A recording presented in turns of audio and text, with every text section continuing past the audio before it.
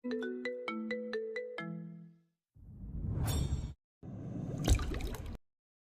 মডেলের bike R15 নিয়ে Rocky Dhaka বিশ্ববিদ্যালয়ের ক্যাম্পাসের ভেতর প্রবেশ করে। পরে তার সাদা কালারের টি শার্ট, কালো কালারের জিন্স প্যান্ট, ডান হাতে ড্রাগনের ট্যাটু করা, চোখে স্টাইলিশ চশমা, গলায় মোটে চেন। টি শার্টের ভেতর দিয়ে সিক্স প্যাক বডিটা ভালোই বোঝা যাচ্ছে। প্রায় অনেক ছেলে মেয়ে চেয়ে আছে রকির দিকে।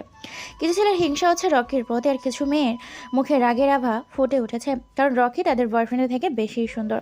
রকি বাইকটা পার্ক করে আশেপাশে তাকায়। অনেক মেয়ে তার দিকে ঘোর লাগা দৃষ্টিতে তাকিয়ে আছে।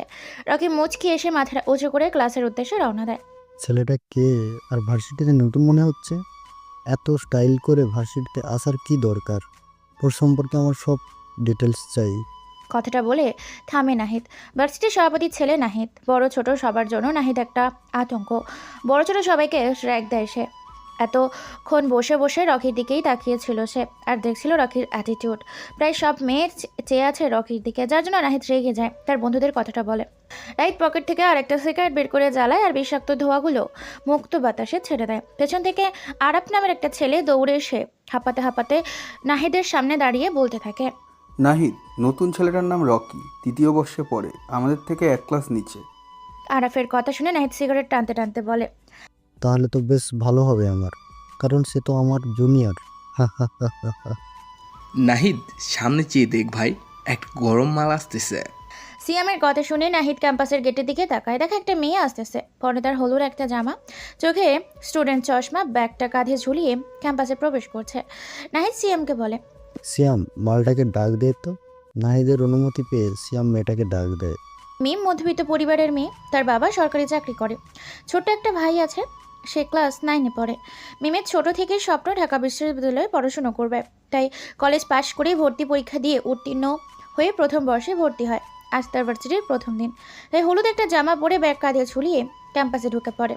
ক্যাম্পাসটা খুবই সুন্দর আর বড়, তাই সে ঘুরে দেখছিল। তখনই পেছন থেকে কেউ এই হলদে পরি। কথাটা বলে জোরে ডাক দেয়। মিম চমকে উঠে পেছনে ফিরে তাকায়। দেখে বাইকের উপর আরাম করে বসে একটা ছেলে সিগারেট টানছে, আর 3টা ছেলে পাশে দাঁড়িয়ে আছে। মিম বুঝতে পারছে না কাকে ডাকছে হলদে পরি বলে, তাই সে আবারও ঘুরে দেখতে থাকে ক্যাম্পাসটা। কিন্তু আবার কেউ এই চোখে চশমা, হলুদ ড্রেস, তোমাকেই ডাকছি। কথাটা বলে ডাক দেয়। মিম আশেপাশে তাকিয়ে দেখে ক্যাম্পাসে এমন হলুদ ড্রেস সে ছাড়া আর কেউ পরেনি। তাই সে ছেলেগুলোর কাছে যেতে থাকে। মিম সবাইকে উদ্দেশ্য করে বলে, জি ভাইয়া, আমাকে এভাবে ডাকার কি কারণ? মিমের কথা শুনে নাহিদ হালকা করে ছোট্ট একটা হাসি দেয়। সিএম মিমকে বলে, মামুনি, কি ভার্সিটিতে নতুন এসেছো? মিম বুঝতে পারছে তার সাথে এমন কি হবে, তাই সে জবাব দেয়, জি ভাইয়া, প্রথম বর্ষে ভর্তি হয়েছি। আরাফ আমি নিজের জায়গা থেকে হালকা সরে এসে মিমের পাশে এসে দাঁড়িয়ে বলতে থাকি, তা মামুনি দেখতে তো খুব সুন্দর, রূপে তো আগুন ধরছে, তা সেই আগুনে পোড়ার একটু সুযোগ দাও আমাদের। মিম বুঝতে পারছে না কি বলছে। এগুলো কি সে প্রশ্ন করে? ভাইয়া কি বলছেন বুঝতে পারছি না। মিমের কথা শুনে নাহিদ বাইক থেকে নেমে সিগারেটের শেষ অংশটা জোরে একটা টান দিয়ে মুখের সমস্ত ধোঁয়াগুলো মিমের মুখের ওপর ছাড়ে। মিম জোরে জোরে কাশতে থাকে, যেন নিঃশ্বাস বন্ধ হয়ে যাবার উপক্রম। মিমের অবস্থা দেখে সবাই জোরে জোরে হাসতে থাকে। নাহিদ মিমের একেবারে কাছাকাছি চলে আসে। দুজনের নিঃশ্বাস দুজনের মুখে এসে পড়ছে। মিমের খারাপ লাগছে, তবুও নাহিদকে কিচ্ছু বলছে না। নাহিদ ডান হাত দিয়ে মিমের চুলের পিছনে চাপ দিয়ে ধরে, কানের কাছে মুখ নিয়ে বলতে থাকে, তোকে আমার পছন্দ হয়ে গেছে। তুই শুধু একটা রাত আমার বিছানাটা গরম করে দিবি। তোর এই রূপের আগুনে আমি নিজেকে পুরাতে চাই। নাহিদের কথাটা শেষ হবার সাথে সাথে মিম সামান্য দূরে যেয়ে নাহিদের বাম গালে কুশ একটা চড় মেরে চিৎকার করে বলে, তুই কি আমাকে সেসব মেয়েদের মতো পেয়েছিস যারা দেহ বিক্রি করে খায়? আমি কি পতিতা?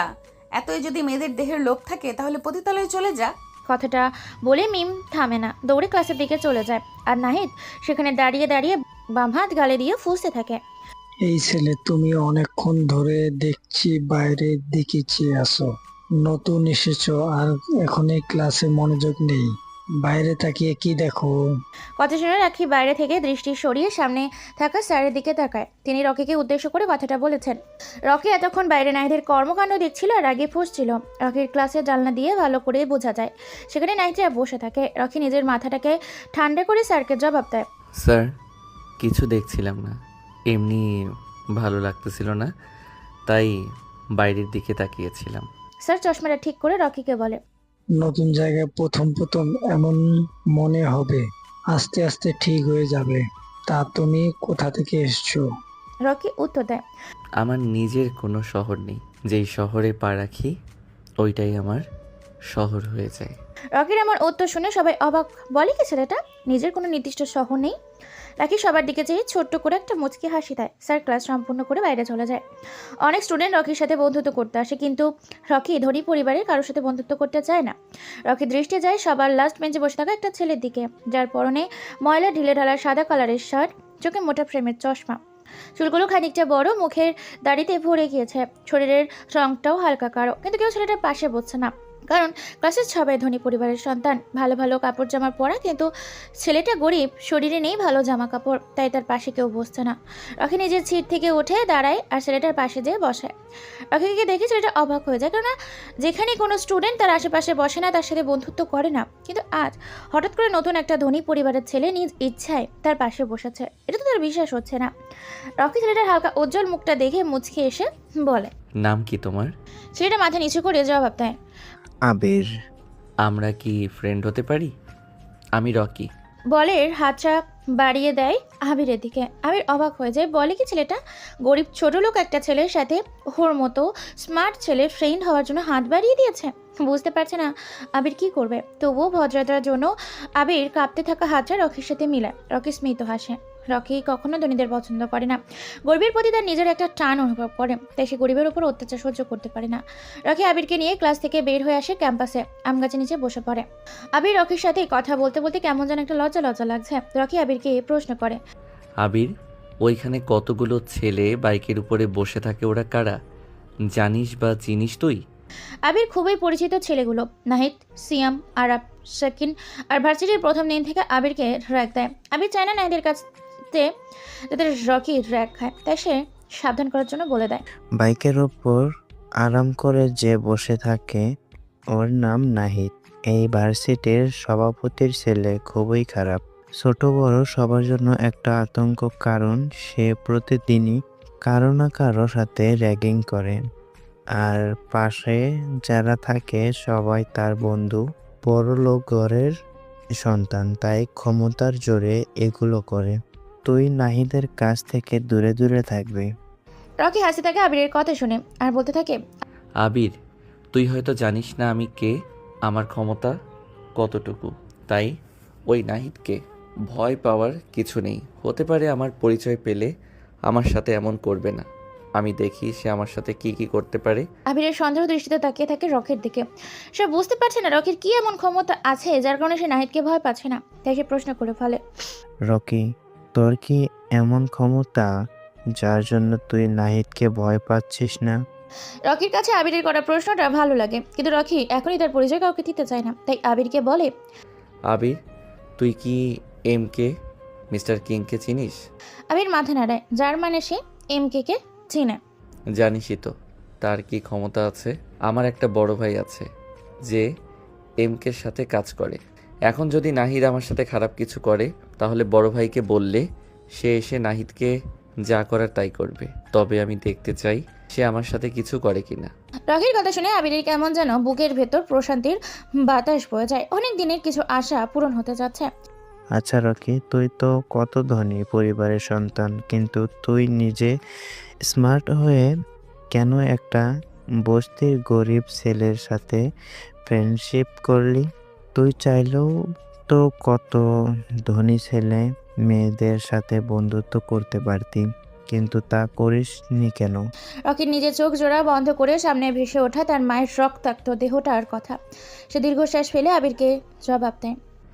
জানিস, আমিও তোর মতো কোনো এক সময় গরিব বস্তিতে থাকতাম, কিন্তু সময়ের সাথে সব বদলে আমার জীবনটা উচ্চ শিখরে পৌঁছে গেছে। আমার মান নিষেধ, ধনী পরিবারের সন্তানের সাথে যেন চলাফেরা না কি, আর এমনিতেই আমার এই বিলাসিতা জীবন ভালো লাগে না। তাই মূলত আমি তোর সাথে বন্ধুত্ব করেছি, এই আর কি। রকির এরকম উত্তরে রকির প্রতি আবিরের শ্রদ্ধা বৃদ্ধি পায়। আবির আবারও রকিকে প্রশ্ন করে। আচ্ছা রকি, তখন যে স্যার তোকে জিজ্ঞেস করেছিল তুই কোন শহর থেকে এসেছিস, তখন এমন রহস্যময় উত্তর দিয়েছিস কেন, সেটা বল। রকি মুচকি এসে জবাব দেয়। আর কি না, আমি রহস্যময় ছেলে হতে পারি, কিন্তু সব জায়গায় রহস্যময় কথা বলি না।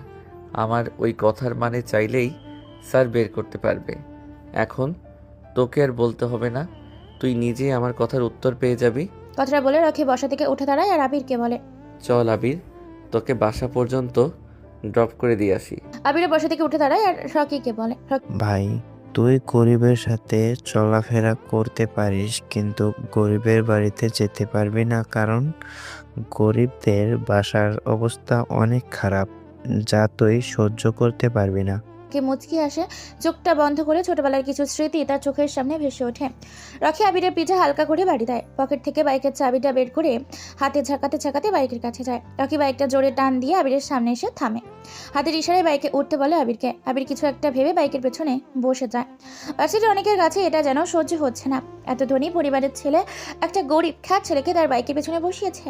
রকি বাইকটা ছোট একটা বস্তির সামনে থামায়। আবির বাইক থেকে নেমে রকিকে বলে।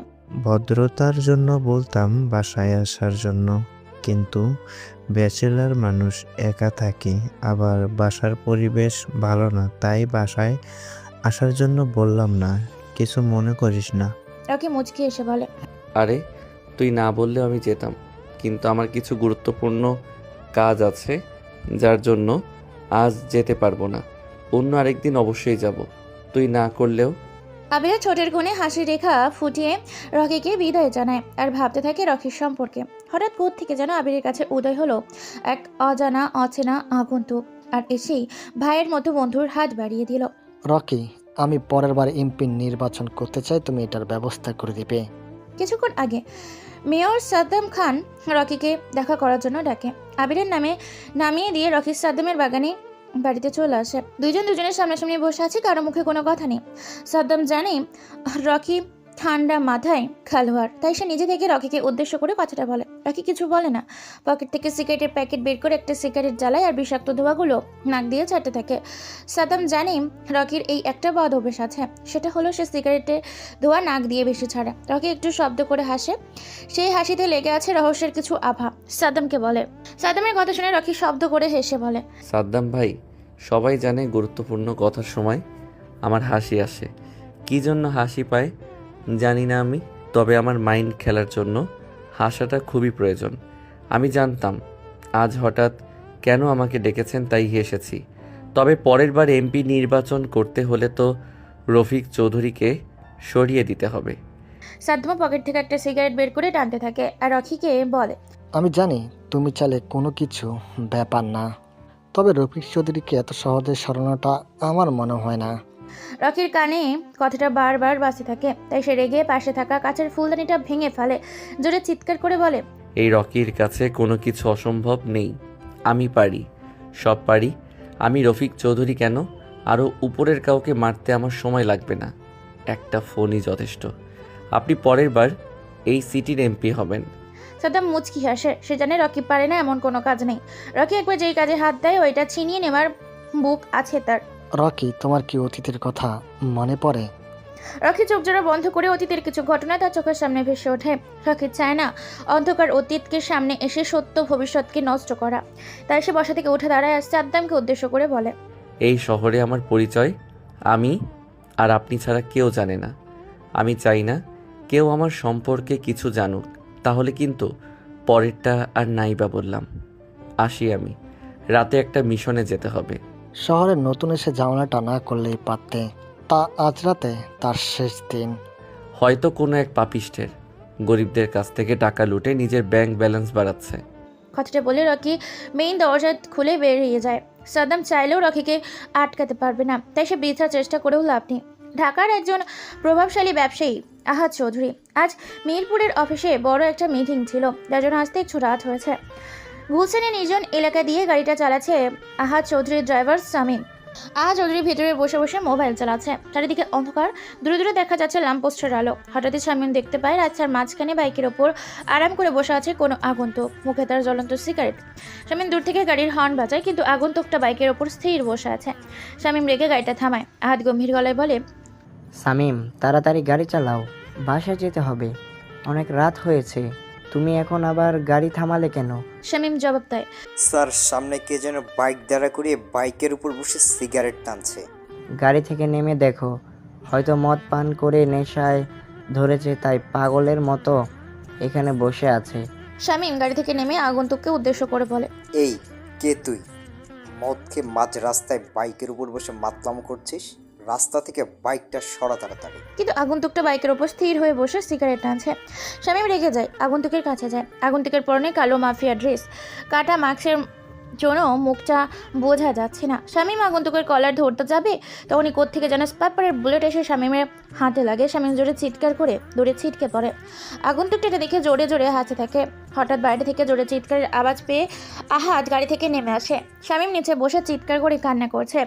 সামনে বাইকের ওপর আরাম করে বসে সিগারেট টানছে একটা কালো অভয়। আহাদ চিৎকার করে বলে, এই কে তুই? শামীমের হাতে গুলি করছিস কেন? আহাদ বাইকটা থেকে নেমে দাঁড়িয়ে বাম হাতে থাকা অর্ধেক সিগারেটটা টান দিয়ে নিচে ফেলে পা দিয়ে পিষে দেয়। আগন্তুকটা হাসতে থাকে আর বলতে থাকে, আমি কে? আমাকে তুই চিনবি না, কিন্তু আমি তোকে খুব ভালো করে চিনি। ঢাকার অন্যতম ড্রাগ ব্যবসায়ী, গরিবের টাকা লুটে নিজের ব্যাংক ভরতেছিস, গুন্ডা দিয়ে চাঁদা তুলিস, আর সবার সামনে ভালো মানুষের মুখোশ পরে আছিস।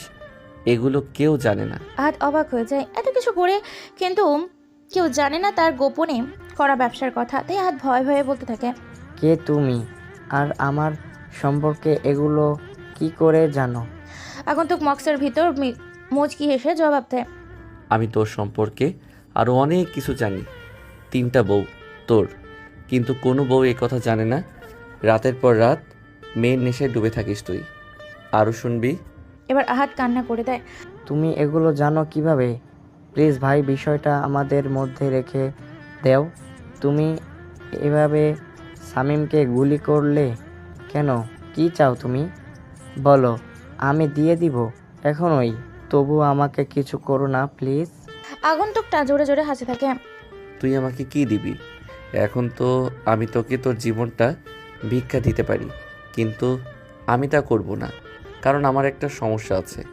তুই আমার অপছন্দের কিছু কাজ করেছিস যেটা আমার সহ্য হয়নি, তাই তোকে আজ একেবারে শান্ত করতে চলে এলাম।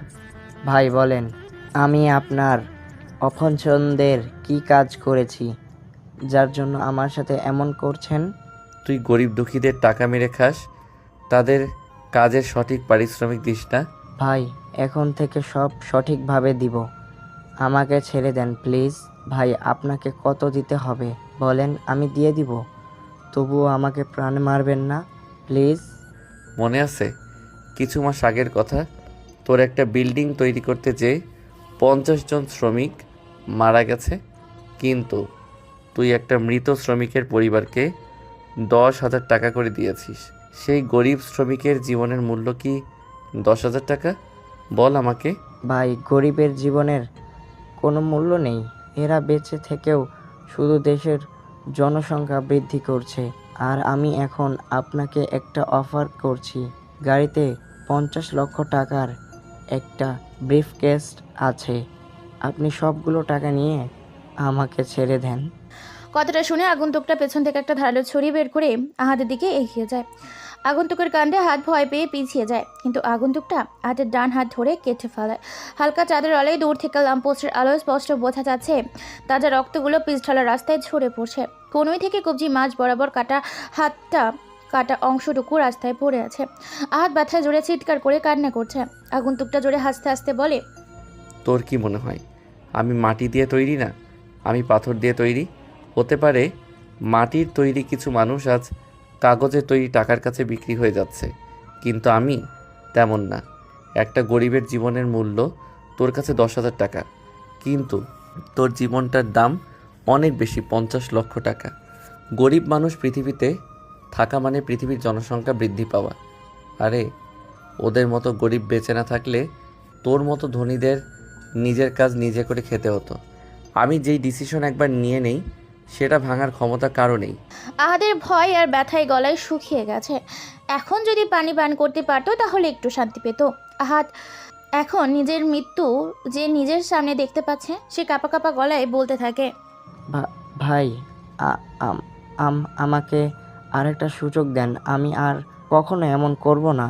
আমাকে আমার জীবনটা ভিক্ষা দেন প্লিজ। সুযোগ?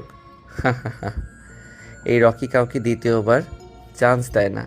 তোর সময় চলে এসেছে।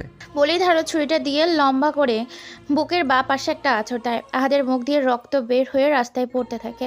আগন্তুকটা ছুরিটা দিয়ে আবারও আহাদের পেটের মাঝ বরাবর ঢুকিয়ে দেয়। আহাদ নিচে পড়ে যায়। চোখ জোড়া খোলা অবস্থায় পৃথিবীর মায়া ছেড়ে চলে যায়। আগন্তুকটা আহাদের মৃতদেহের পাশে একটা খঙ্কালের চাটু এগিয়ে বাইকটা নিয়ে গম্ভীর অন্ধকার রাজনীতিতে হারিয়ে যায়। ব্রেকিং নিউজ, কাল রাতে কে বা কারা যেন গুলশানের 14 নম্বর রোডে ঢাকার টপ বিজনেসম্যান আহাদ চৌধুরীকে মারাত্মকভাবে খুন করে পালিয়ে যায়। আহাদ চৌধুরীর লাশের পাশে ওনার গাড়ির ড্রাইভার শামীমকে আহত অবস্থায় পাওয়া যায়। শামীমকে ঘটনাস্থল থেকে হসপিটালে ভর্তি করা হয়। শামীমের জ্ঞান ফিরলে জিজ্ঞাসাবাদ করা হবে। আহাদ চৌধুরীর লাশটা ময়নাতদন্তের জন্য পাঠানো হয়েছে। এখনও কোনো ক্লু পাওয়া যায়নি খুন সম্পর্কে। আজ এই পর্যন্তই। এতক্ষণ আমাদের সাথে থাকার জন্য ধন্যবাদ। শহরের সব জায়গায় খবরটা ছড়িয়ে পড়েছে। আবির ভার্সিটি আসার সময় একটা দোকানে দাঁড়িয়ে চা খাচ্ছিল আর টিভিতে সংবাদটা দেখছিল। সংবাদ দেখে তার শরীরের লোম দাঁড়িয়ে যায়। আবার আহাদের লাশের পাশে কঙ্কালের ট্যাটু, পাশে বড় করে এমকে লেখা। তার মানে খুনটা মিস্টার কিং করেছে। ভাবতেই আবিরের ঘাম বেরিয়ে যাচ্ছে। সে এত কিছু না ভেবে ভার্সিটির দিকে রওনা দেয়। রকি আজও তার R50টা নিয়ে ভার্সিটিতে প্রবেশ করেছে। ব্যাগটা পার্ক করে ক্লাসরুমের দিকে আসবে, তখনই কোত্থেকে যেন একটা মেয়ে এসে রকিকে জড়িয়ে ধরে। রকি অবাক হয়ে যায়। হঠাৎ করে অজানা একটা মেয়ে এমন কাজ করবে ভাবতেও পারছে না। এই কে আপনি? আর আমাকে এভাবে জড়িয়ে ধরার মানে কি? আমি নীলা, তোমার সাথেই পড়ি। কাল তোমাকে দেখে তোমার ওপর ক্রাশ খেয়েছি। জীবনে প্রথম কোনো ছেলেকে দেখে আমার এত পছন্দ হয়েছে। আমি তোমাকে ভালোবাসি। হোয়াট? কি বলছেন আপনি?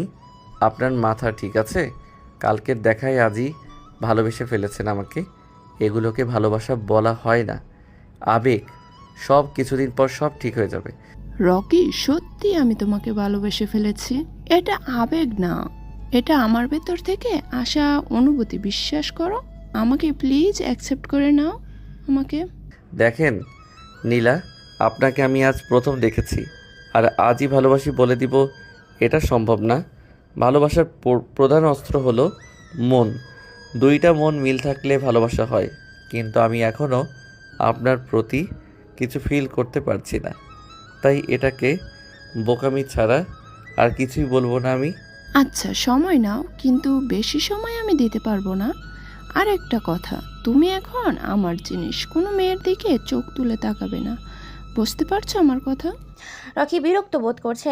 নীলার সাথে কথা বলতে মেয়েটা বেশি কথা বলে, যা রকির একটুও ভালো লাগে না।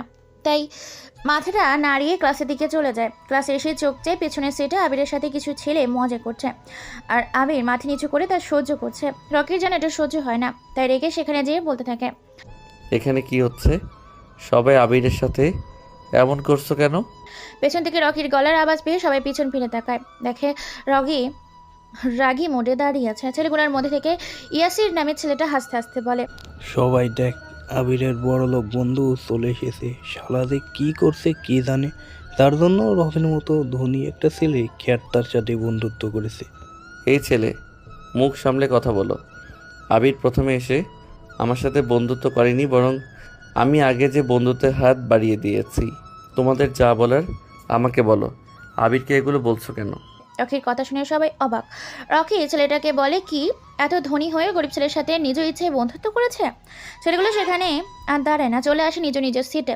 রকি যে আবিরের পাশে বসে পড়ে। আবির মাথাটা উঁচু করে রকিকে বলে, রকি, আমার জন্য তোকে অনেক কথা শুনতে হবে। এর চেয়ে ভালো হবে তুই আমার সাথে আর বন্ধুত্ব না রাখ। আবিরের কথা শুনে রকি মুচকি এসে বলে, বন্ধুত্ব যখন করেছি সেটা ধরে রাখার শক্তি আমার আছে।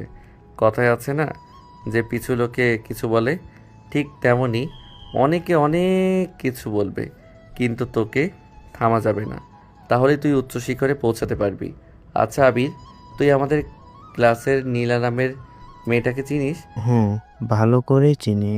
কেন, তুই হঠাৎ নীলার কথা জিজ্ঞেস করছিস কেন? কিছু হয়েছে? না, তেমন কিছু হয়নি। ক্লাসে আসার আগে আমাকে প্রপোজ করেছে, কিন্তু আমি সময় নিয়েছি। বলতে পারিস বিরক্ত লাগে মেয়েটাকে। এখন নীলার সম্পর্কে তুই যা জানিস আমাকে বল।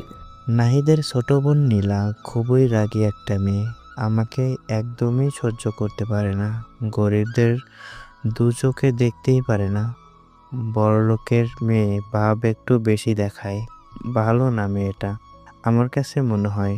এবার তুই ভেবে দেখ, সম্পর্কে করবি নাকি করবি না। আমার কাছেও মেয়েটা ভালো মনে হয়নি। আবার সামনে আসলে না করে দিব। আর আমি ভালো মেয়ে না পেলে এই সবে জড়াবো না। আবির কিছু বলতে যাবে এর আগে ক্লাসের স্যার প্রবেশ করে, সবাই স্যারকে সম্মান জানায়। ক্লাস করাতে করাতে একসময় স্যার রকিকে প্রশ্ন করে। এই নতুন ছেলে রকি, তুমি দাঁড়াও। রকি বসা থেকে উঠে দাঁড়িয়ে বলে, জি স্যার। স্যার এমন একটা প্রশ্ন করে যা শুনে রকি মুচকি এসে জবাব দিতে শুরু করে। আচ্ছা রকি, তুমি তো নতুন, তাহলে তোমাকে সহজ একটা প্রশ্ন জিজ্ঞেস করি। অনেকেই বলে ধনীরা নাকি গরিবের হক মেরে খায়, এই সম্পর্কে তোমার কি মতামত? তুমি নিজে থেকে ব্যাখ্যা করো। রকি স্যারের প্রশ্ন শুনে মুচকি আসে, কারণ প্রশ্নটার উত্তর তার জানা আছে। তাই সে বলতে থাকে, স্যার, সব ধনী লোক যে গরিবের কাছ থেকে তার হক মেরে খায় এটা আমি বলবো না। কারণ মানুষের মধ্যে ভালো খারাপ আছেই। হয়তো কিছু লোক মনে করে গরিবের হক মেরে নিজে আরও ধনী হয়ে যাবে, আবার কিছু লোক নিজের সম্পদ কমানোর জন্য গরিব দুঃখীদের দান করে দেয়। এই শহরে এমন অনেক প্রভাবশালী লোক আছে যারা গরিবের হক মেরে খায়, কিন্তু দেখা গেছে কিছুদিন পরই সে কোনো কঠিন রোগে আক্রান্ত হয়ে মারা যাচ্ছে। আমি জানি না কেন ধনীরা গরিবদের সাথে এমন করে। তবে আমার জীবনের একটা বড় লক্ষ্য এই গরিব দুঃখীদের জন্য কিছু একটা করে যাওয়া। স্যার, আমার অবস্থানটা যতই দূরে বা বড় হোক না কেন, গরিবের সাথে কেমন যেন একটা আত্মার সম্পর্ক প্রকাশ পায় আমার মাঝে। আমি এখানে কারো প্রিয় হওয়ার জন্য মিথ্যে মিথ্যে কথা বা উদ্দেশ্য করিনি। যতটুকু পেরেছি নিজ থেকে উপস্থাপন করেছি। ধন্যবাদ। রকি, তুমি ঠিক বলছো। আমাদের সবারই উচিত গরিবদের জন্য নিজের সাহায্যের হাত বাড়িয়ে দেওয়া। রকি অনুমতি নিয়ে নিজের সিটে বসে ক্লাস সম্পূর্ণ করে। ক্লাস শেষ করে বাইরে বেরিয়ে যায় আবির আর রকি। আজ প্রচণ্ড গরম পড়েছে। গ্রীষ্মের দুপুর, সূর্য মামা মাথার ওপর সোজা কিরণ দিচ্ছে। রকি আর আবির আম গাছের নিচে যেয়ে বসে পড়ে। কারো মুখে কোনো কথা নেই। পিনপথের নীরবতায় বিরাজ করছে দুজনের মধ্যে। নীরবতা ভেঙে প্রথম রকি বলা শুরু করে। কিরে আবির, চুপ করে আছিস কেন? মন খারাপ নাকি? না রে, বসে বসে তোর কথা চিন্তা করছি। রকি অবাক হয়ে বলে, আমার কথা আবার কি চিন্তা করছিস? আবির মুচকি হাসি দিয়ে বলে, তুই একজন ধনী পরিবারের ছেলে হয়েও গরিবের প্রতি তোর কত ভালো ভালো ধারণা, কিন্তু কিছু ধনী ছেলে মেয়ে আছে যারা গরিবদের যেন সহ্য করতে পারে না। তুই তাদের তুলনায় কত আলাদা, এটা চিন্তা করছিলাম। রকি মুচকি হাসে। আবির শোন, যখন তোর কাছে অনেক অনেক টাকা থাকবে তখন তুই ভুলে যাবি যে তুই কে, আর যখন তোর কাছে টাকা থাকবে না তখন সমস্ত পৃথিবী ভুলে যাবে তুই কে। রকি, তুই কি জানিস তুই খুবই রহস্যময় কথা বলিস। জানি আমি রহস্যময় কথা বলি, কিন্তু তা বের করার জন্য রহস্যময় লোকের প্রয়োজন। রকি, সকালের সংবাদ দেখেছিস? কাল রাতে কে বা কারা যেন আহাদ চৌধুরীকে মেরে পালিয়ে গেছে। আহাদ চৌধুরী? সেটা আবার কে? আমি তো চিনি না। তবে সকালে ভার্সিটিতে আসার সময় অনেকের মুখে বলতে শুনেছি আহাদ চৌধুরী নামে কাউকে সন্ত্রাসীরা মেরে পালিয়ে গেছে। তুই ঢাকায় থাকিস আর আহাদ চৌধুরীকে চিনিস না? আহাদ চৌধুরী হচ্ছে ঢাকার টপ বিজনেসম্যান, কিন্তু লোকটা বেশি ভালো ছিল না। কেন? উনি আবার কি করেছে? কিছুদিন আগে ওনার একটা বিল্ডিং ভেঙে 50 জনের মতো লোক মারা গেছে। সবাই আমাদের বস্তিতেই থাকতো। মৃত শ্রমিকদের পরিবারকে ক্ষতিপূরণ হিসেবে 10,000 টাকা করে দিয়েছে। ওনার কাছে একজন গরিব শ্রমিকের জীবনের মূল্য মাত্র 10,000 টাকা। তাই আমার কাছে মনে হয়েছে আহাদ চৌধুরীর মৃত্যু হওয়াতে অনেকেই খুশি। আমার কি মনে হয় আবির আহাদের খুনটা হয়েছে তার এই অপকর্মের জন্য। লোকটাকে দেখতে কেমন জানি খারাপ খারাপ মনে হয়। ঠিক বলেছিস তুই। রকি, দেখ সামনে তাকিয়ে নাহিদ ভাই আমাদের হাতের ইশারায় ডাকছে। চল আমরা এখান থেকে চলে যাই, নয়তো উনি কোনো না কোনো ঝামেলা করবে আমাদের সাথে। সিনিয়র বড় ভাই ডাকছে, এখন তো যেতেই হবে। যতই ঝামেলা করুক, চল আমার সাথে। কিরে আবির, কতক্ষণ ধরে তোদের ডাকতেছি, আসতে এত দেরি হলো কেন? আবির মাথাটা নিচু করে জবাব দেয়, ভাই হাতে ইশারায় ডাকছিলেন তো তাই বুঝতে পারছিলাম না কাকে ডাকছিলেন। দুঃখিত ভাই। বুঝতে পারছি। তা এই নতুন ছেলেটাকে ভার্সিটিতে নতুন এসেছে মনে হচ্ছে। জি ভাই, নতুন ভর্তি হয়েছে আমাদের সাথেই। এই তোর নাম কি? রিকিকে উদ্দেশ্য করে বলল। ভাই, ওর নাম রকি। আমি তোকে জিজ্ঞাসা করছি। আবির মাথাটা নিচু করে বলে, জি না ভাই। এই রকি, তুই আমাকে চিনিস? আমি কে? না ভাইয়া, আমি আপনাকে চিনি না। আর আমি তো কালকে মাত্র ভর্তি হয়েছি, কারোর সাথে তেমন পরিচয় হয়নি। তাই এবার আপনার পরিচয়টা দিয়ে দেন। আমি নিজের পরিচয় দিতে পছন্দ করি না। কিছু দিন ভার্সিটিতে ঘোরাঘুরি কর, এমনিতেই আমার পরিচয় পেয়ে যাবি। ভাইয়া, যদি কোনো গুরুত্বপূর্ণ কিছুর জন্য ডেকে থাকেন তাহলে বলেন, নয়তো আমরা চলে যাই। রকির কথা শুনে নাহিদ পকেট থেকে একটা সিগারেট বের করে জ্বালায় আর মুখের বিষাক্ত ধোঁয়াগুলো রকির মুখের ওপর ছেড়ে দিয়ে বলতে থাকে, বড় ভাই যখন ডাক দিয়েছি তখন সেটা গুরুত্বপূর্ণ কথা হতেই পারে। তো তাকে আমি আগামীকাল দেখছি। তুই ভার্সিটিতে এসে অনেক ভাব নিয়ে ঘোরাঘুরি করছিস, কালই বললাম, কিন্তু প্রথম দিন তাই কিছু বলিনি। আজ আবারও তুই একই ভুল করলি। কোনো ভার্সিটিতে এত ভাব ধরে আসতে হবে কেন? কাল থেকে যেন আমি আর এমন না দেখি। আজ সাবধান করে দিলাম, মনে থাকে যেন কথাটা। তোরা এখন যেতে পারিস। রকি বুকের ওপর ঝুলিয়ে রাখা চশমাটা ফু দিয়ে চোখে লাগিয়ে ভাপ নিয়ে বলতে থাকে, ক্যাম্পাসটা কারো বাবার না, যার যেমন ইচ্ছে সে সেইভাবে চলাবে। আর আমি কাল থেকে আরও বেশি করে ভাব নিয়ে ভার্সিটিতে আসবো। দেখি আপনি আমার কি করতে পারেন। কথাটা বলেই আবিরের হাতটা ধরে টানতে টানতে চলে আসে সেইখান থেকে। দেখছিস নাহিদ, ছেলেটা কেমন খারাপ, তোর সাথে কেমন ব্যবহার করে গেল। এটা কিন্তু মানা যায় না, কিছু একটা ব্যবস্থা করতে হবে। আমি দেখছি ব্যাপারটা, তোদের চিন্তা করতে হবে না। ওর সব ভাবনাও আমি বের করব। আবির আর রকি এসে আরাম করে আম গাছের নিচে বসে পড়ে। আবিরের চোখে ভয় বিরাজ করছে, কারণ নাহিদের সাথে কেউ খারাপ ব্যবহার করলে তার ফল ভালো হয় না। এখন যদি রকির এমন কিছু করে, এটা ভেবেই আবিরের বুক কেঁপে উঠছে। রকি, তুই নাহিদের সাথে এমন না করলেও পারতি। এর পরিণাম কিন্তু ভয়ঙ্কর হতে পারে, মনে রাখিস আমার কথাটা। রকি মুচকি এসে বলে, আবির, তোকে আগেই বলেছি, নাহিদ আমার কাছে কোনো ব্যাপার না, হাতের ময়লা। আর তুই এটা বল যে সামনে দিয়ে আসছে মেয়েটাকে। আবির সামনের দিকে চেয়ে দেখে নীল রঙের জামা পরে একটা মেয়ে এদিকেই আসছে, কিন্তু আবির মেয়েটাকে চিনতে পারছে না। আজই ভার্সিটিতে প্রথম দেখছে, তাই রকিকে বলে, রকি, মেয়েটা মনে হয় ক্যাম্পাসে নতুন, আগে তো কখনো দেখিনি। মেয়েটার চেহারায় একটা মায়া কাজ করে, কেমন যেন ইনোসেন্ট ভাব রয়েছে তার মধ্যে। কি ব্যাপার রকি, মেয়েটাকে দেখে প্রেমে পড়ে গেলি নাকি? আরে ধুর, আমি কি বলছি, মেয়েটাকে ভালোবাসি। প্রথম দেখা দেখি ভালোবাসা হয়ে যায়। তবে মেয়েটা দেখতে খারাপ না, আমার পছন্দ হয়েছে, এ সম্পর্কে আমার জানতেই হবে। আরে সমস্যা নেই, একই ভার্সিটিতে পড়ে যখন মেয়েটার সম্পর্কে সব জানা যাবে। আবির, আর ক্লাস করব না, চল কোথাও থেকে ঘুরে আসি। আরে ক্লাস ফাঁকি দিয়ে এখন ঘুরতে যাওয়া যাবে না। আবির চল আমার সাথে, ক্যাম্পাসে আর ভালো লাগছে না। বলে রকি তার বাইকটা নিয়ে আবিরের সামনে দাঁড়িয়ে বলে, উঠ, কাছে একটা জায়গায় যাব। রকি, ক্লাস ফাঁকি দিয়ে যাওয়াটা কি ঠিক হবে? আবির ওঠ বলতেছি, আমার কিন্তু রাগ হচ্ছে। রকি জোরাজুরিতে আবির বাইকের পেছনে বসে যায়। রকি বাইকটা চালিয়ে শহর থেকে একটু দূরে একটা লেকের পাড়ে দাঁড় করায়। বাইক থেকে নেমে আবির অবাক হয়ে যায় এমন একটা মনোরম পরিবেশ দেখে। সামনে একটা বড় ঝিল, আশেপাশে গাছপালা, হিমেল হাওয়া বয়ে যাচ্ছে চারিপাশে। এখানে এসে মনটা ভালো হয়ে গিয়েছে। তাই রকিকে উদ্দেশ্য করে বলে, রকি, জায়গাটা খুবই সুন্দর, কিন্তু তুই এমন জায়গার খোঁজ পেলে কিভাবে? আগেও আসছিস মনে হয়। রকি মুচকি এসে জবাব দেয়, আরে না, আমি আগে কখনো এখানে আসিনি। এই জায়গার নাম অনেক শুনেছি, তাই আসলাম তোকে নিয়ে।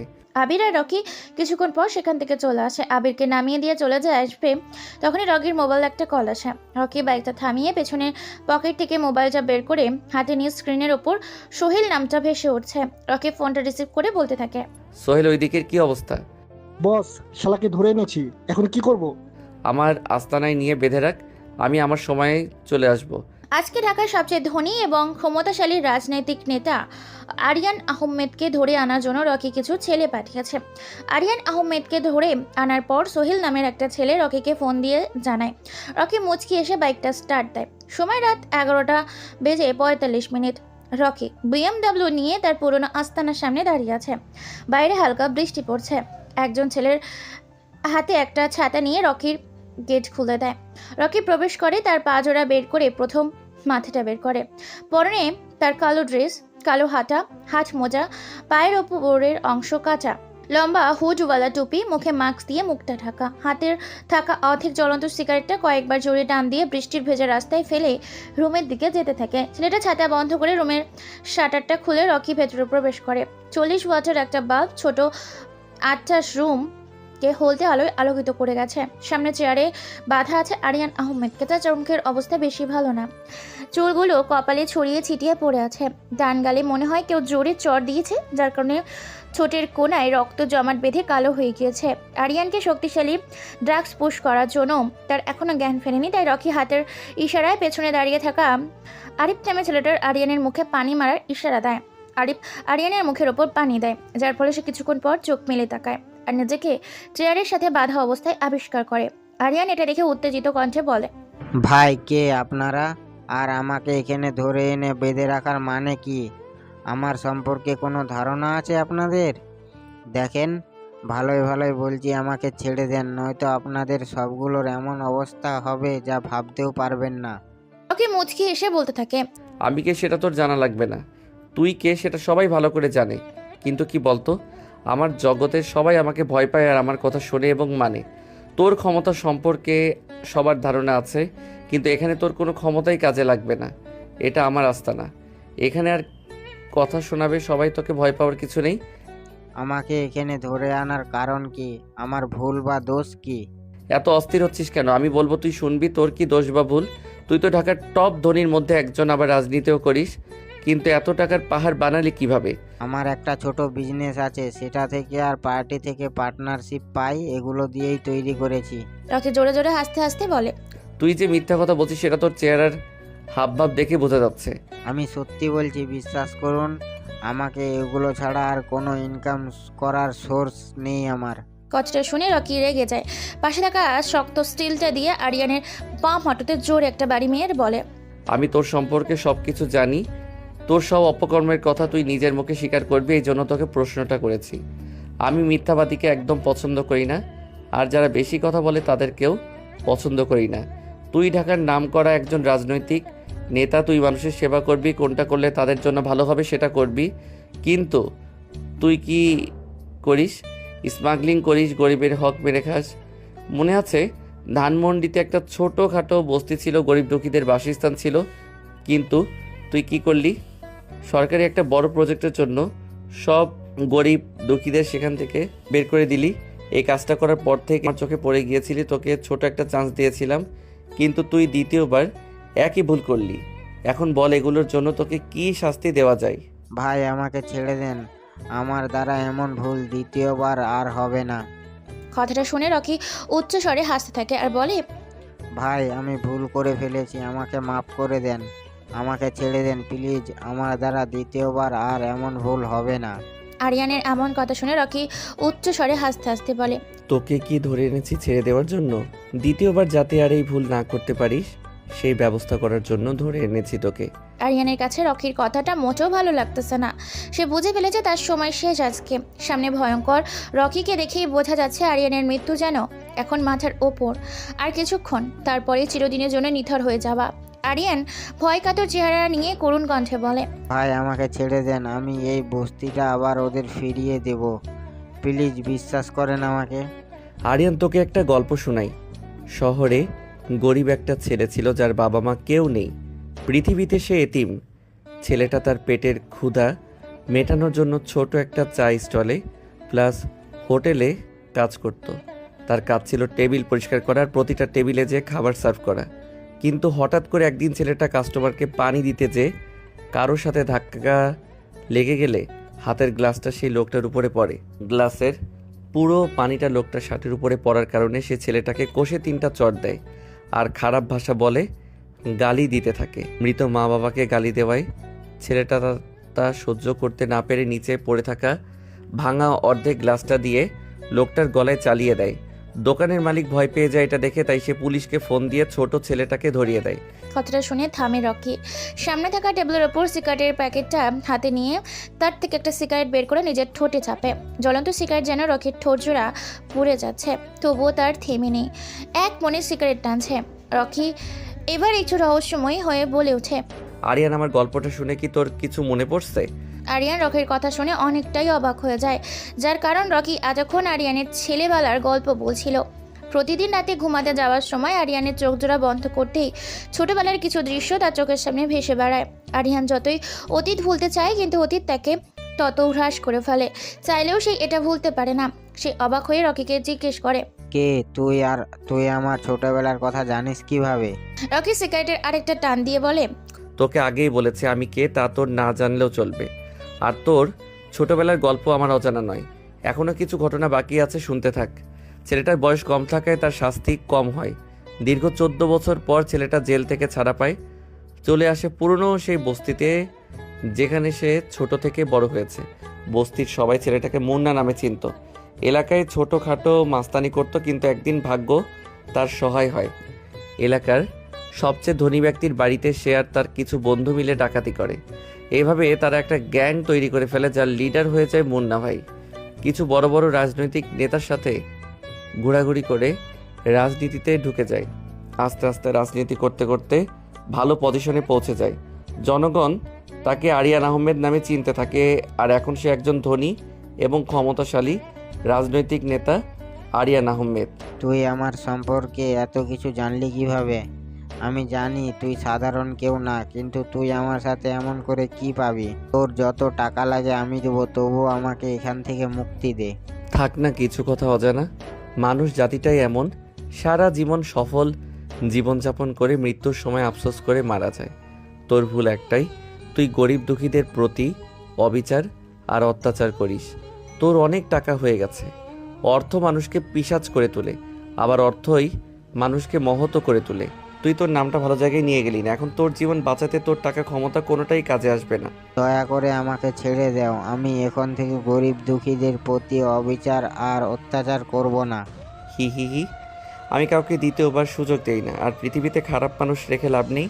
মানুষ নিজের মৃত্যু নিজেই কামনা করে। কথাটা বলে রকি পেছন থেকে একটা পিস্তল বের করে হাতে নিয়ে নাড়াচাড়া করে বলে, এই পিস্তলে 5টা বুলেট আছে, সবগুলোই তোর কপালে করব। আরিয়ানের চেয়ারের সাথে হেলান দিয়ে বসে আছে। চরম অসহায়ত্ব ফুটে উঠেছে তার চেহারায় চাহনিতে।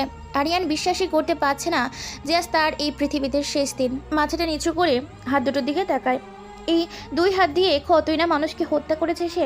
আরিয়ানের মৃত্যুর কথা বারবার ঝুঁকছে। জীবনের এই শেষ বেলায় সে নিজের অপরাধ নিয়েও চিন্তিত। নিচু গলায় রকিকে উদ্দেশ্য করে বলে, আকাশ সমান আমার অপরাধ, তবুও তোমার কাছে আমার আরতি। তোমার দয়া আমার জন্য সম্ভাবনা হিসেবে, শুধু শাস্তি আমার পাওনা। আরিয়ানের এমন আবেগী কথায় রকির মন একটুও নরম হয় না। পিস্তলটা সোজা কপাল বরাবর তাক করে আরিয়ানকে কিছু বলতে পারে না। এর আগেই রকির পিস্তলে সিগারেট চাপ দেয়। 100 ডিগ্রি সেলসিয়াস তাপমাত্রায় গরম বুলেট আরিয়ানের কপালটা ভেদ করে চলে যায়। কপাল থেকে তাজা রক্ত বের হচ্ছে। আরিয়ান প্রবল ভয় আর অস্থিরতা গ্রাস করছে। মৃত্যুকে এত কাছ থেকে দেখছে। আরিয়ানের এমন অবস্থা দেখে রকি করে হেসে বলে, মরণের কষ্ট কেমন লাগে আরিয়ান? দেখ কত নিষ্পাপ মানুষ খুন করেছিস তুই। আরিয়ানের শ্বাস ভারী হয়ে আসছে। মুখটা হা করে কি যেন বলতে চাইছে। সবার আগ্রহ তার দিকে। আওয়াজ থেমে গেছে, মুখটা বন্ধ হয়ে এলো। আরিয়ানের বিশ্ব কাঁপানো একটা দেখ তুলে ছলে পড়লো চেয়ারের সাথে। তার প্রাণ পাখি তখন আকাশের পথে। রকি চেয়ার থেকে উঠে দাঁড়ায়। হাতের সিগারেটটা শেষ হয়ে গিয়েছে, সেটা মাটিতে ফেলে দেয়। রুমের শাটারের দিকে যেতে থাকে। তখনই পেছন থেকে সোহেল বলে, বস, শালাকে কোথায় ফেলে রেখে দিব? ঢাকা বিশ্ববিদ্যালয়ের মেইন গেটের সামনে আর পাশে MK আর কঙ্কালের ট্যাটু আঁকতে ভুলবি না। আচ্ছা বস। রকি সেখানে আর দাঁড়ায় না, বাইরে চলে আসে। বৃষ্টিতে এখন কমে গিয়েছে, তাই সে নিজে হেঁটে গাড়িতে যেয়ে উঠে। রাতের আধারে মিলিয়ে যায়। আজ সকালে ঢাকা বিশ্ববিদ্যালয়ের মেন গেটের সামনে থেকে ঢাকার সবচেয়ে ধনী এবং ক্ষমতাশালী রাজনৈতিক নেতা আরিয়ান আহমেদের মৃতদেহ পাওয়া গেছে।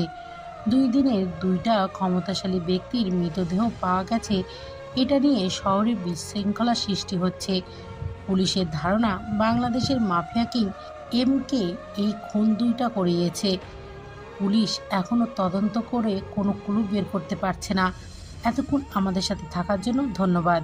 আবির রকি ছোট্ট একটা চা স্টলে বসে চা খাচ্ছিল। তখনই টেলিভিশনে সাংবাদিকের কথাটা বলছে। এই কথাটা শুনে আবির রকিকে উদ্দেশ্য করে বলে, দেশে যে কি হচ্ছে বুঝতে পারছি না।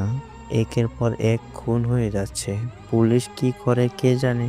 আবিরের কথা শুনে রকি মুচকি এসে বলে, টেলিভিশনে দেখলি কি বললো? খুনগুলো কে করেছে? এম কে করেছে। তার সম্পর্কে মনে হয় তোর কোনো ধারণা নেই। সারা বাংলাদেশের সবচেয়ে ভয়ঙ্কর মাফিয়া কিং। ছোট বাচ্চা না ঘুমালে মায়ের এম কে নাম বললে বাচ্চারা ভয়ে ঘুমিয়ে পড়ে। এমপি, মন্ত্রী, মেয়র যা আছে সব তার আন্ডারে। তুই এম কে সম্পর্কে এত কিছু কিভাবে জানিস? তুই কি কখনো তাকে দেখেছিস? হি হি হি। এম কে সম্পর্কে আমার অনেক কিছু জানা, যা সে নিজেও জানে না। আমি এম কে কীভাবে দেখব, সেখানে তার নিজের লোকেরাও আজ পর্যন্ত দেখেনি। এম কে দেখা যায় না, শুধু অনুভব করা যায়। কোনো ঝড়ের বেগে তার অস্তিত্বের বাতাস বোঝা যায়। কোনো এক অজানা শহরের শান্ত একটা ঠান্ডা মাইন্ড গেমার নামক ছেলে, যার পদবি এম কে দেওয়া হয়েছে। সে যেই শহরে পা রাখে ওই শহরটার ওর হয়ে যায়। শত্রুর মনে ভয়ানক কম্পন সৃষ্টি তৈরি করে। আবির সন্দেহ দৃষ্টিতে তাকিয়ে রকিকে বলে, রকি, তোর আসল পরিচয় কি? কে তুই? তুই কি আমাকে কোনোভাবে সন্দেহ করছিস? তাহলে সেটা ভুল। আমি তোর বন্ধু রকি। আমার কাছে তোকে কেমন যেন রহস্যময় লাগে। তুই এম কে সম্পর্কে এত কিছু জানিস? আমার মনে হয় না কেন পুলিশ প্রশাসন এত কিছু জানে, তাই তোকে একটু সন্দেহ করছি, এই আর কি। আমাকে আবার কি রকম রহস্যময় লাগে?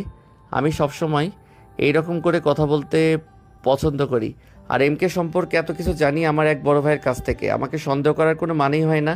রকি, সামনে তাকিয়ে দেখ, নাহিদরা হাতে স্টিক নিয়ে আমাদের দিকেই আসছে। চল এখান থেকে চলে যাই। আবিরের কথা শুনে রকি পাশে তাকিয়ে দেখে নাহিদ, আরাফ, শিহাম আরও 3টে ছেলে, সবার হাতে মোটা স্টিক। রকি পকেট থেকে মোবাইলটা বের করে তাকে যেন একটা মেসেজ পাঠায়। আবিরের দিকে চেয়ে দেখে আবির ভয় পেয়ে আছে। রকি আবিরের পিঠে হালকা করে বাড়ি দিয়ে বলে, আমরা এখান থেকে কোথাও যাব না, এখানে বসে থাকবো। তুই কি পাগল হয়ে গেছিস? আমরা এখানে বসে থাকলে আমাদের কি করবে বুঝতে পারছিস? চল এখান থেকে। আবির আর সেখান থেকে যেতে পারে না। এর আগেই নাহিদের ছেলেপুলেরা চলে আসে। নাহিদ তার ডান হাতে স্টিকটা নিয়ে সোজা বাম হাতে আস্তে করে বাড়ি দিতে দিতে বলে, কিরে, পালিয়ে যাওয়ার ব্যবস্থা করছিলি নাকি? পালিয়ে যাব কেন? আবির হালকা ভয় পাচ্ছিল, তাই আমাকে চলে যাওয়ার জন্য বলছিল। হা হা হা হা। আবির ভয় পাচ্ছিল, কিন্তু তুই ভয় পাচ্ছিলি না আমাদের দেখে? রকি মুচকি এসে বলে, তোমাদের ভয় পাওয়ার কি আছে যার জন্য ভয় পাবো? কালকে তো খুব ভাব নিয়ে বলে গিয়েছিলি আমরা কথা শুনবি না। আজ এর উপযুক্ত শাস্তি দেব। তোকে দেখাবো বড় বড় কথা কোথায় যায়। এত 4-5টা ছেলে নিয়ে আমাকে মারার জন্য চলে এসেছো? হি হি হি। এরা আমাকে মারবে, হাসি পাচ্ছে আমার। নাইস স্টিক দিয়ে রকির বাম পায়ে চড়ে একটা বাড়ি মারে। রকি নিচে পড়ে যায়, কিন্তু ব্যথায় কোনো চিৎকার করছে না। চোখ জোড়া বন্ধ করে ব্যথাটা সহ্য করে নেয়। নাহিদ রকির শার্টের কলার ধরে উঠায়, মুখের কাছে মুখ নিয়ে বলতে থাকে, কিরে, কেমন ব্যথা করে? একটু চিৎকার কর, আমার মনটা যে একটু শান্তি পায়। তোকে মারার জন্য আমি একাই যথেষ্ট, কিন্তু ওদের এনেছি আমার ক্ষমতা দেখানোর জন্য। হি হি হি হি। আমি এতটাই দুর্বল না যে তোর মতো ছেলে আমাকে মেরে দিবে। আর কিছুক্ষণ অপেক্ষা কর, আমার ক্ষমতা দেখিয়ে দিব। তোর ক্ষমতা? হা হা হা হা। এই ক্যাম্পাসে শুধু আমার রাজত্ব চলে, তোর কোনো ক্ষমতা আজ কাজে লাগবে না। কথাটা বলে নাহিদ আবারও রকিকে ডান পায়ে বাড়ি মারে। রকি কিচ্ছু বলে না। এই ব্যথা যেন তার কাছে কোনো কিছুই না। নাহিদের কাছে রকির এই নীরব ভঙ্গি কেন যেন ভালো লাগতেছে না। তাই সে উঁচু স্বরে বলতে থাকে, এই কুত্তার বাচ্চা, তুই চিৎকার করছিস না কেন? কি দিয়ে তৈরি তোর শরীর? এত জোরে জোরে বাড়ি মারছি, তোর কেন প্রতিক্রিয়া নেই?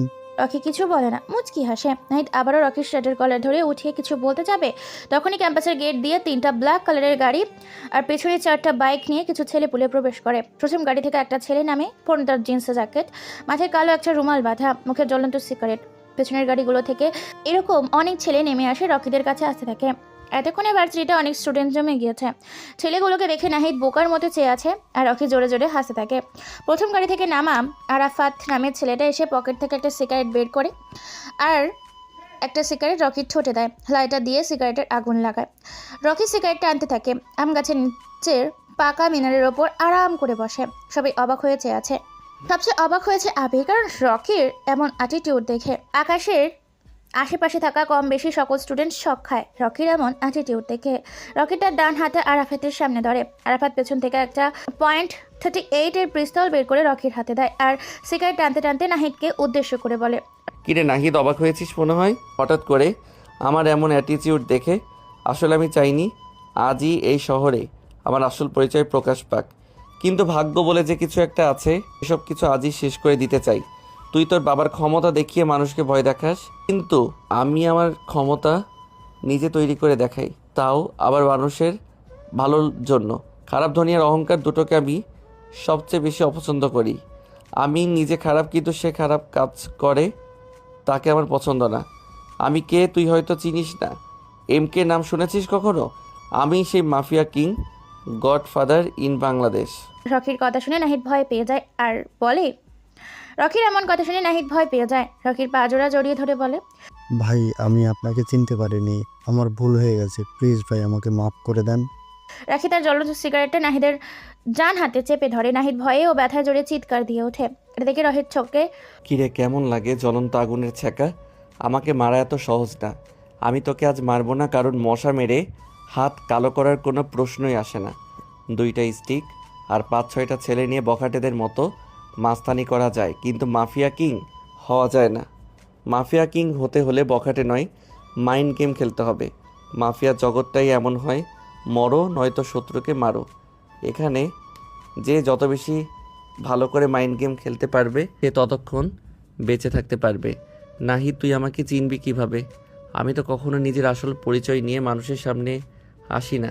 তোকে আজ মাফ করে দিব, তবে তুই গরিবদের দেখতে পারিস না, এই জন্য ছোট একটা শাস্তির ব্যবস্থা আছে। ভাই আমি আপনার সম্পর্কে প্রকাশিত নোবেল থেকে জেনেছি আপনি অনেক ভয়ানক। আপনার চোখের ইশারায় মানুষের গলা পড়ে যায়। প্লিজ ভাই আমাকে প্রাণে মারবেন না, আমি আপনার সব শাস্তি মানতে রাজি আছি। রকির হাতটা সামনের দিকে বাড়ায়। একটা ছেলে রকির হাতে স্টিলটা দেয়। রকি স্টিকটা হাতে নিয়ে নিজের পড়ে থাকা নাহিদের ডান পায়ে জোরে একটা বাড়ি মারে। নাহিদ জোরে চিৎকার করে, কিন্তু নাহিদকে বাঁচাতে কেউ আসে না। রকি হাসতে হাসতে বলে, কিরে স্টিকের বাড়ি কেমন লাগে? ভাই আমাকে আর মারবেন না, আমার অনেক বড় ভুল হয়ে গিয়েছে, আমার দ্বারা এমন ভুল আর কখনো হবে না, আমাকে ছেড়ে দেন প্লিজ, আমি কারোর সাথে এমন করব না। রকি নাহিদকে আরো কিছু বলে। আবিরের কাছে যেয়ে বলে, আবির তুই এমন ভয় পেয়ে আছিস কেন? আবির ভয় কাতর চেহারা নিয়ে করুণ কণ্ঠে বলে, ভাই আমিও আপনাকে চিনতে পারিনি, আপনার সাথে না বুঝে কত কিছু বলে ফেলেছি, আমাকে মাফ করবেন প্লিজ। আবির তুই আমার বন্ধু, ভার্সিটিতে এসে প্রথম তোর সাথে বন্ধুত্ব করেছি। তোর মধ্যে ভালো গুণ রয়েছে যা ভার্সিটির কারো মধ্যে নেই। আমার আসল পরিচয়টা আরও আগেই তোকে বলতাম, কিন্তু কোনো এক অজানা কারণে সেটার বলা হয়নি। আজ আমাকে যেতে হবে, তোর সাথে আবার দেখা হবে। রকি কথাটা বলে ব্ল্যাক কালারের গাড়িতে যেয়ে বসে পড়ে। ক্যাম্পাসের কম বেশি সবাই রকির প্রতি ভয়ের সৃষ্টি হয়েছে। রকি গাড়িটা স্টার্ট দিয়ে মোবাইলে একটা কল আসে। মোবাইল স্ক্রিনে স্পষ্ট বোঝা যাচ্ছে সাদ্দাম। রকি মুচকি এসে মোবাইলটা কানে লাগায়। ফোনের ওই পাশ থেকে সাদ্দাম গম্ভীর গলায় বলতে থাকে, রকি তুমি আমার সাথে দেখা করবে, সেটাও আবার রাত্রে? রকি একটু ভাবে যে সাদ্দাম ভাই তো কখনো ফোন দিয়ে দেখা করার জন্য ডাকে না, তাহলে আজ কি হলো। রকি সাদ্দামকে জিজ্ঞেস করে, সাদ্দাম ভাই আপনি তো কখনো ফোন দিয়ে দেখা করার জন্য আমাকে ডাকেন না, তাহলে আজ হঠাৎ এমন করে নিয়ম ভাঙার কারণ কি? ফোনের ওই পাশ থেকে সাদ্দাম হাসতে হাসতে বলে, রকি আজ তোমার আর আমার জীবনের একটা গুরুত্বপূর্ণ দিন। আজ আমাদের দেখা করাটা বেশি জরুরি, তাই ফোন করে ডাকলাম তোমাকে। রকি হালকা অবাক হয়, কারণ সাদ্দাম আজ রহস্যময় কথা বলছে যা রকি নিজেও ব্যাখ্যা করতে পারছে না। সে জিজ্ঞেস করে, সাদ্দাম ভাই আজ আপনি এমন রহস্যময় কথা বলছেন কেন? জীবনের গুরুত্বপূর্ণ দিন মানে বুঝতে পারছি না। সবসময় দেখে আসছি তুমি রহস্যময় কথা বলো, যার ব্যাখ্যা আমি নিজেও করতে পারি না। আজ না হয় আমি রহস্যময় কথা বললাম, তুমি তার ব্যাখ্যা বের করে চলে আসো। কোথায় দেখা করতে হবে? সেই আগের জায়গায়, যেখানে থাকবে না কোনো তৃতীয় ব্যক্তির আগমন। কথা হবে তোমার আর আমার, চলে এসো। তোমার জন্য সারপ্রাইজ আছে যা তুমি কল্পনা করতে পারবে না। রকি কিছু বলতে যাবে, এর আগেই সাদ্দাম ওই পাশ থেকে ফোনটা কেটে দেয়। রকি বুঝতে পারছে না তার সাথে কি হতে চলেছে, তাই সে গাড়ির স্টিয়ারিং এর দিকে মন দেয়। সময় রাতটা 11:30। রকি তার ব্ল্যাক কালারের R50 V3টা নিয়ে সাদ্দামের দেওয়া জায়গায় যাচ্ছে। শহর থেকে খানিকটা দূরে জায়গাটা। রাস্তার অবস্থা বেশি একটা ভালো না। রকি বাইকের আলোয় স্পষ্ট বোঝা যাচ্ছে কিছু গাড়ি এখান দিয়ে গিয়েছে। গাড়ির চাকার ছাপ এখনও স্পষ্ট বোঝা যাচ্ছে। রকি দেখতে পাচ্ছে কিছু দূরে কয়েকটা গাড়ি দাঁড়িয়ে আছে, একটা গাড়ির লাইট জ্বলছে, যার গাড়ির সামনে জায়গাটা বোঝাই যাচ্ছে। রকি বাইকটি এসে থামে সেই গাড়িগুলোর কাছে। আশেপাশে সারি সারি গাছ, পাশে বড় একটা রাস্তা, তার পাশে ছোটোখাটো একটা পুকুর। চাঁদের আলো এসে পুকুরে পড়ছে আর পুকুরের আলো প্রতিফলিত হয়ে জায়গাটা আলোকিত করছে। রকি পরিবেশের অবস্থা দেখে সামনের চেয়ারে বসে থাকা সাদ্দামের কাছে যায়। সাদ্দাম একটা চেয়ারে বসে আছে, সামনে একটা ছোট্ট টেবিল, ওপাশে একটা চেয়ার। রকি যে খালি চেয়ারে পায়ের ওপর পা তুলে আরাম করে বসে। কারো মুখে কোনো কথা নেই, দুজনের মধ্যে নীরবতা বিরাজ করছে। নীরবতা ভেঙে প্রথমে রকি বলে, সাদ্দাম ভাই এখানে ডাকার কি কারণ? সাদ্দাম রকির দিকে ভালো করে চেয়ে দেখে। শরীরে বড় একটা কালো কোট, মাথায় বড় হুডিওয়ালা টুপি, মুখে কিছু নেই, শুধু বোঝা যায় সাদা মুখে কালো চাপদারি। সাদ্দাম টেবিলের ওপর রাখা সিগারেটের প্যাকেট থেকে একটা সিগারেট বের করে ঠোঁটে চাপে। লাইটার দিয়ে সিগারেটের আগুন লাগায় জোরে একটা টান দিয়ে। সিগারেটের প্যাকেটটা লাইটারটা রকির দিকে ঠেলে মারে। সাদ্দাম মুচকি এসে বলে, রকি, তোমাকে আজ অনেক কারণে ডাকা হয়েছে। কথাগুলো শুনতে নিজেকে প্রস্তুত করো। রকি তার সামনে থেকে সিগারেটের প্যাকেট থেকে একটা সিগারেট বের করে জ্বালায়। জোরে একটা টান দিয়ে বিষাক্ত ধোঁয়াগুলো উপরের দিকে ছেড়ে বলতে থাকে, রকি কথা শুনতে নিজের সবসময় প্রস্তুত রাখে, নয়তো এখনো পর্যন্ত আসতে পারতো। আপনি বলতে পারেন কি বলতে চান, আমি শুনতে প্রস্তুত। রকি, তোমার নাক দিয়ে সিগারেটের ধোঁয়া ছাড়ার অভ্যাস আর খেলো না। আচ্ছা, তুমি আমাকে এটা বলো যে আমার এমপি নির্বাচন করার ব্যবস্থা তুমি কি করলে? রকি আবারও নাক দিয়ে ধোঁয়া ছাড়তে ছাড়তে বলে, আমি এখন যে কথাটা বলবো আপনি নিজেকে প্রস্তুত করে নেন কথাটা শোনার জন্য। রকি, তোমার সাথে থাকতে থাকতে তোমার মতো হয়ে গেছি। তুমি বলো। সাদ্দাম ভাই আপনি এমপি নির্বাচন করতে পারবেন না। কথাটা শুনে সাদ্দাম জোরে জোরে হাসতে থাকে আর বলে, আমি জানতাম তুমি এমনই কিছু একটা বলবে। রকি ভ্রু কুচকে বলে, আমি এমন কিছু বলবো এটা আপনি জানতেন কি করে? নিজের বাবাকে কেউ কি নিজের হাতে মারতে পারে? এমন সৎ সাহস তো কারণেই। ঠিক বললাম তো আমি? রকি অবাক হয়ে যায় সাদ্দামের মুখে এমন কথা শুনে। রকি ভাবতে থাকে কিভাবে এটা সম্ভব, তাই সে প্রশ্ন করে, সাদ্দাম ভাই আপনি এগুলো কি বলছেন? রফিক চৌধুরী আমার বাবা হতে যাবে কেন? উনি ভালো মানুষ আর গরিব দুঃখীদের পাশে থাকে, ভালো রাজনীতি করে, তাই তাকে আমি তার সম্মানিত চেয়ার থেকে উঠাতে পারবো না। রকি, তোমার কি ছোটবেলার কথা মনে পড়ে? কোথায় ছিলে ছোট একটা বসতিতে থাকতে তোমার অসুস্থ মাকে নিয়ে? আর আজ আমি তোমাকে কোথায় নিয়ে এসেছি। চাইলে আমি মাফিয়া কিং হতে পারতাম, আমি তা করিনি। সে ছোট টোকায় ছেলেটাকে রাস্তার থেকে তুলে এনে বানিয়ে দিলাম মাফিয়া কিং। আর আজ সে আমার হয়ে কাজ করছে না, আমার কথা শুনছে না। তাহলে এতে লাভ কি আমার? দেখেন সাদ্দাম ভাই আপনার উপকারের কথা আমার মনে আছে, কিন্তু একজন ভালো মানুষকে আমি মারতে পারবো না। এখন যদি এটা করে আমি আপনার কথা অমান্য করি তাহলে এতে আমার কিছু করার নেই। রকির কথা শুনে সাদ্দাম রেগে বলে, রকি, তোর বাবার কথা মনে আছে? ঢাকার টপ ধনী ছিল তোর বাবা, আমার খুব কাছের বন্ধু ছিল তোর বাবা। শুনবি কিভাবে কি হয়েছিল তোর বাবার সাথে তোর মায়ের? রকি যেন বিশ্বাস করতে পারছে না সাদ্দাম ভাইয়ের কাছে এর বন্ধু তার বাবা। তবে বুঝ হওয়ার পর রকি কখনো দেখেনি তার বাবাকে। মায়ের কাছ থেকে শুনেছিল তার বাবা নাকি অনেক ধনী ছিল। রকির অনেক জানার আগ্রহ ছিল তার বাবার সম্পর্কে, কিন্তু তার আর হয়ে ওঠেনি। তার আগে অল্প বয়সে রকির মা ক্যান্সারে আক্রান্ত হয়ে মারা যায়। শুরু হয়ে যায় রকির টোকাই জীবন। বস্তির কিছু ছেলের সাথে মিলে বোতল টুকাই করতো। রকি যখন 10 বছর বয়স তখন থেকে সাদ্দামের সাথে পরিচয়। আজ মাফিয়া কিং হবার পেছনে সাদ্দামের অবদান আছে। রকি একটু আবেগময় হয়ে সাদ্দামকে উদ্দেশ্য করে বলে, সাদ্দাম ভাই আমার অনেক জানার আগ্রহ ছিল কি আমার বাবা কি আমার পরিচয়, কিন্তু এখনো তা জানা হলো না। আপনি এখন আমাকে সব বলবেন।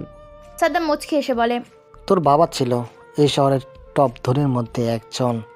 আমাদের মধ্যে বন্ধুত্বপূর্ণ সম্পর্ক ছিল। বাচ্চাটিতে থাকতে আমি একটা মেয়েকে ভালোবাসতাম, কিন্তু সেই মেয়েকে আমি নিজের করে পাইনি। তার একমাত্র কারণ শুধুমাত্র তোর বাবা। আমি যে মেয়েকে ভালোবাসতাম তোর বাবাও সে মেয়েকেই ভালোবাসতো। মেয়েটা ছিল গরিব, তাই মেয়েটাকে কেউ মেনে নেয়নি। তাই বাধ্য হয়ে তারা দুজনে পালিয়ে বিয়ে করে। তার কিছুদিন পর তুই পৃথিবীতে আসিস। তোর আর তোর বাবা মার ভালোবাসা পরিপূর্ণ ছিল, যা আমার সহ্য হয় না। তাই একটা গেম খেলে তাদের সংসারটাকেই ভেঙে দেই। তোর বাবা তোকে আর তোর মাকে বাড়ি থেকে বের করে দেয়। আমি গিয়েছিলাম তোর মার কাছে, কিন্তু সে আমাকে ফিরিয়ে দেয়। তোর সম্পর্কে আমি সব জানতাম, চেয়েছিলাম তোকে একদিন মাফিয়া কিং বানাবো। আমার হয়ে কাজ করবি তুই। তোকে দিয়ে তোর বাবাকে মারতে চেয়েছিলাম আমি, কিন্তু তুই তাকে মারবি না, তাই আজকে তোকে এখানে রাখা। রকির এতক্ষণ মন দিয়ে সাদ্দামের কথাগুলো শুনছিল। রকির হাতের সিগারেটটা পুড়ে প্রায় শেষ, তবুও রাগে সে জ্বলন্ত সিগারেট হাতে চেপে ধরে আছে। সামনে থেকে সিগারেটের পকেট থেকে আরেকটা সিগারেট বের করে টানতে থাকে। এভাবে বেশ গম্ভীর গলায় রকি বলে, আমার বাবার নাম কি, কি তার পরিচয়? বাবার সম্পর্কে জানার আগ্রহ অনেক। তোর বাবা হচ্ছে এই শহরের এমপি রফিক চৌধুরী, যাকে মারার জন্য তোকে বলেছিলাম। সাদ্দামের কথা শুনে রকি বসা থেকে উঠে দাঁড়ায়। পেছন থেকে একটা পিস্তল বের করে সাদ্দামের দিকে তাক করে। সাদ্দাম রকিকে কিচ্ছু বলে না। সাদ্দাম টেবিলের উপর হালকা ভর দিয়ে সিগারেটের প্যাকেট আর লাইটার নিয়ে পকেট থেকে একটা সিগারেট বের করে ছোটে লাগায়। মুচকি এসে কিন্তু কিছু বলে না। রকি অবাক হয়ে যায় সাদ্দামের এমন নিরাপত্তা দেখে। রকির শত্রুকে সামনে রেখে সময় নষ্ট করতে চায় না, সাইডে ট্রিগারের চাপ দেয়। এমন সময় কেউ পেছন থেকে শক্ত কিছু দিয়ে রকির পেছনে আঘাত করে। রকির হাত থেকে পিস্তলটা পড়ে যায়। ডান হাত দিয়ে মাথাটা পেছনে চেপে ধরে। মাথা ফেটে রক্ত বের হচ্ছে। রকি নিচে পড়ে যায়। সাদ্দাম আস্তে আস্তে রকির মাথার কাছে নিচু হয়ে দেখে রকির শ্বাস এখনও চলছে। সাদ্দাম বসা থেকে উঠে দাঁড়ায়, সিগারেট টানতে টানতে বলে, কতগুলো খুন করে মানুষকে ভয় দেখিয়ে মাফিয়া কিং হওয়া যায় না? আসল মাফিয়া কিং হতে গেলে মাস্টার মাইন্ড থাকা লাগে। বুকের ভিতরে সাহসের প্রয়োজন নেই, যা এই রকির ভিতরে নেই। ওকে পাহারা দেওয়ার জন্য পালা কুত্তার প্রয়োজন হয়, কিন্তু আমি একাই 100। রকি কথাটা বলে নিচে পড়ে থাকা পিস্তলটা হাতে পর পর গুলি করে। আশেপাশে দাঁড়ানো বডিগার্ডগুলো কারোর বুকে, কারো কপালে, কারো যে লাগে। সাদ্দামের পাশে থাকা দুইটা ছেলেগুলো গুলি করতে যাবে, তার আগে রকির পিস্তল থেকে দুইটা বুলেট বের হয়ে তাদের কপালে লাগে। সাদ্দাম এগুলো দেখে ভয় পেয়ে যায়। সাদ্দামের হাতে থাকা অর্ধেক পুড়ে যাওয়া সিগারেটটা মাটিতে পড়ে যায়। রকি এক লাফে নিচ থেকে উঠে চেয়ারটা টান দিয়ে পায়ের উপর পা তুলে বসে। একটা সিগারেট জ্বালায়। সিগারেটের বিষাক্ত ধোঁয়াগুলো নাক দিয়ে ছাড়তে থাকে। রকি দেখ, সবাইকে শেষ করতে পারলো, আমাকে তুই কিছুই করতে পারবি না, কারণ তোকে আমি এতটুকু পর্যন্ত নিয়ে এসেছি। তুই আমাকে মারবি না। সাদ্দাম যেন কথাটা শেষ করতে পারছে না, এর আগেই রকি একটা গুলি করে। বুলেটটা যেয়ে সাদ্দামের ডান পায়ে লাগে। সাদ্দাম ব্যথায় চিৎকার করে ওঠে। রকি হাসতে হাসতে বলে, মাইন্ড গেম তুই খেলতে পারিসনি। তুই আমাকে নিয়ে মাইন্ড গেম খেলতে যে আমার মাইন্ড গেমের গুটি হয়ে গিয়েছিস। আমার মা মরার আগে বলে গিয়েছিল, একটা বেঈমান আমাদের সুখের সংসার ধ্বংস করে দিয়েছে, তার নাম সাদ্দাম খান, ঢাকার ছোট একটা রাজনৈতিক দলের লিডার। তখন বেঈমানকে এটা বুঝিনি, শুধু সাদ্দাম নামটা মনে রেখেছি। পৃথিবীর যেখানেই থাকুক তাকে খুঁজে বের করে মারাটা আমার টার্গেট ছিল, কিন্তু 10 বছর বয়সেই তোর সাথে দেখা চেয়েছিলাম, সেখানেই তোকে মেরে দিব। আমি তা করিনি। তোর একটা অফারের কথা শুনে নিজের মাইন্ডটাকে শান্ত করে মাস্টার মাইন্ড গেম খেলতে থাকি। আমি যার হাতে তৈরি তাকে আজ নিজ হাতে মারবো, আমার মায়ের মৃত্যুর প্রতিশোধ নিব। রকি, তুই আমাকে মারতে পারবি না, কারণ তোর একটা দুর্বল জিনিস আমার কাছে আছে। যার হারানোর কিছু নেই তার ব্যাপারে সতর্ক থাক। আমার দুর্বল কোনো জিনিস নেই। মনে করে দেখ, বাসরির একটা মেয়ে, নাম মনে হয় মিম। পছন্দ করিস মেয়েটাকে? মেয়েটা তোকে চিনাও না। রকি মেয়েটার কথা চিন্তা করে। সাদ্দামের দেওয়া অফারে রাজি হয়ে যায়। মিম কোথায় সেটা বল, তারপর তোকে ছেড়ে দিব। সাদ্দাম নিচ থেকে উঠে কষ্ট করে উঠে দাঁড়িয়ে মুচকি হেসে রকিকে বলে, কথাটা বলার জন্য ধন্যবাদ, তবে রকি বেইমানি করতে একটু বেশি পছন্দ করে, তাই তো দেয়া অফারটা নিয়ে তাকে ক্রেডিট না দিয়ে বিদায় করে দিব। কথাটা বলে রকি আরেকটা গুলি করে। বুলেটটা যেয়ে সোদা সাদ্দামের কপাল বরাবর লাগে। সাদ্দাম নিচে পড়ে যায়। কপাল দিয়ে তার রক্ত পড়তে থাকে। পরিবেশটা যেন থমকে আছে। আশেপাশে ঝিঝি পোকার ডাক, হিমেল হাওয়ায় বয়ে যাচ্ছে। চাঁদের আলোয় রাতটা আরও বেশি মোহনীয় করে তুলেছে। রকি ব্ল্যাক কালারের গাড়ির দরজাটা খুলে দেখে ভেতরে মুখ হাত পা বাঁধা অবস্থায় পড়ে আছে মিম। মিমকে পাজাগোলা করে তুলে নিয়ে রকি তার বাইকে বসায়। বাইক স্টার্ট দেয়, রওনা হয় অজানা এক গন্তব্যের উদ্দেশ্যে।